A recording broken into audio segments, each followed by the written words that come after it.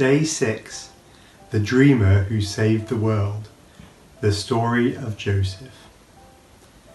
Abraham had a son named Isaac, and Isaac had a son named Jacob, and Jacob had 12 sons, and Joseph was Jacob's favourite son.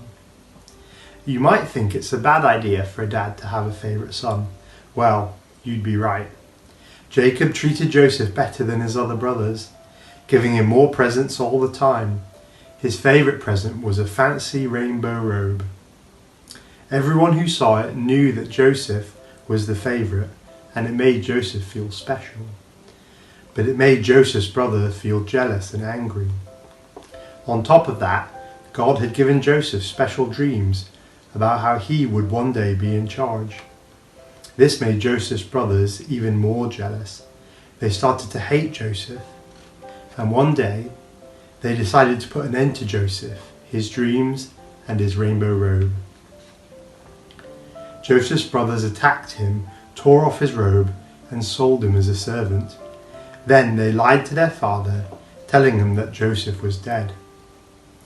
Meanwhile, Joseph was taken all the way to Egypt, where he became a slave. But it got worse. Joseph was blamed for something he didn't do and ended up in prison. Then it got worse again. God used a dream to tell Joseph that one of his fellow prisoners was about to be freed. But as soon as he got out, that prisoner forgot all about Joseph. For years, Joseph sat in prison alone. Except that he wasn't alone. God was with Joseph. Even when it was hard, even when his brothers had sold him, even when he was thrown into prison, even when he was forgotten, God had not forgotten him. God was with him the whole time. In fact, God was going to use Joseph to save his family. God was going to use Joseph to save the world. God gave the king of Egypt a confusing and scary dream, and one of his servants, the very same guy who'd been in prison with Joseph, suddenly said, "Wait, I know a guy who's good with dreams."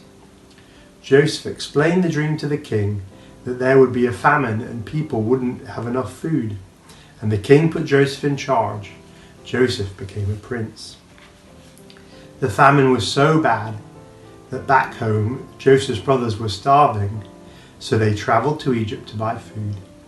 And wouldn't you know it, they came and knelt before Joseph, not even recognizing him. Joseph couldn't help crying. He was so happy.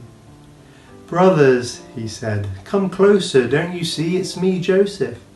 I know you're scared, but you don't have to be. You wanted to hurt me, but God had other plans, good plans even. You thought I was gone and alone, but God was with me the whole time. He sent me here to Egypt to save us all." Joseph and his brothers rejoiced because God had saved all of them, and together they moved to Egypt. Their family grew and grew, and Joseph grew older.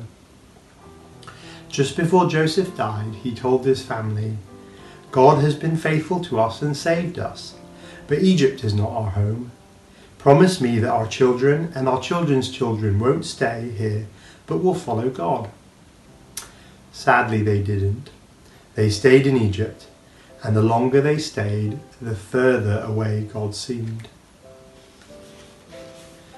Because they stayed in Egypt, God felt far away. So all of Joseph's children began to hope and to pray, "God, will you come back to stay?"